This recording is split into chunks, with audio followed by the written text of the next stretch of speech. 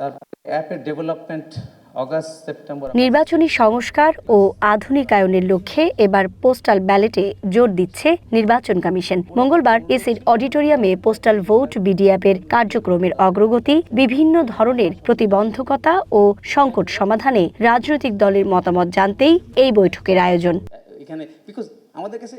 নির্বাচনে postal voting নিয়ে রাজনৈতিক দলের মনোনীত প্রার্থীরা তাদের দ্বিধা ও শঙ্কার কথা জানান। ভোট দেওয়ার পর ওই ভোটের ছবিটা তুলে তারা সোশ্যাল মিডিয়া সহ বিভিন্ন জায়গায় আপলোড করবেন কি না। আমি ফটো করে হোয়াটসঅ্যাপে পাঠিয়ে দিলাম, ওপেন করবে না, কিন্তু এইটা কোনোভাবে যদি, এটাও তো গোপনীয়তা লঙ্ঘন। আমার ভোটটা সে পচাবার জন্য আমার বন্ধু নিয়ে যদি ওখানে ফেলে দিয়ে থাকে, তাহলে তার উত্তর কি? এই প্রকল্প প্রধান জানান, ছোটখাটো যে সমস্ত সমস্যা ইতোমধ্যে দৃশ্যমান হয়েছে তা দ্রুতই সমাধান করবে ইসি। আর প্রকল্প পরিচালক বলছেন, পোস্টাল ভোটিংয়ে কোনো অনিয়মের প্রমাণ পেলে ইসি প্রয়োজনীয় ব্যবস্থা নেবে। এই ভোট একজনেরটা আরেকজনের দেওয়ার সুযোগ নাই। কিউআর কোড স্ক্যান আছে, লাইভলিনেস চেক আছে।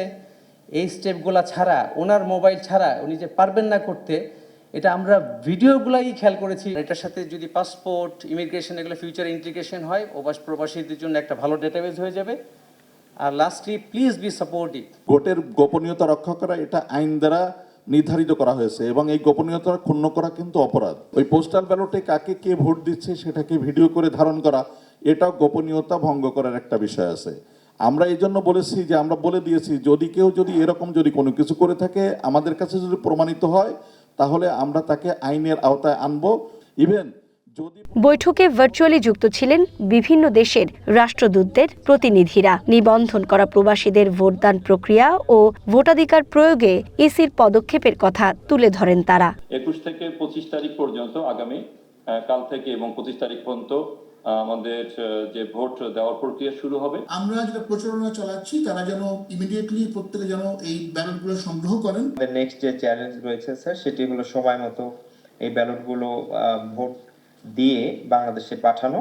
এক্ষেত্রে কিছুটা স্যার পোস্টাল ব্যালট নিয়ে নানামুখী শঙ্কা রয়েছে। এই শঙ্কাগুলো মোকাবিলা করা আসন্ন নির্বাচনের অন্যতম চ্যালেঞ্জ বলে জানান প্রধান নির্বাচন কমিশনার। আমরা একটা অজানা এরিয়াতে ঢুকে পড়েছি এবং আমরা শপথ নিয়েছিলাম, কমিটমেন্ট ছিল যেটা আমাদের, এটা আমরা বাস্তবায়ন করবই। আমাদের দেশে পোস্টাল সিস্টেম একরকম, এক এক দেশে পোস্টাল সিস্টেম এক এক রকম।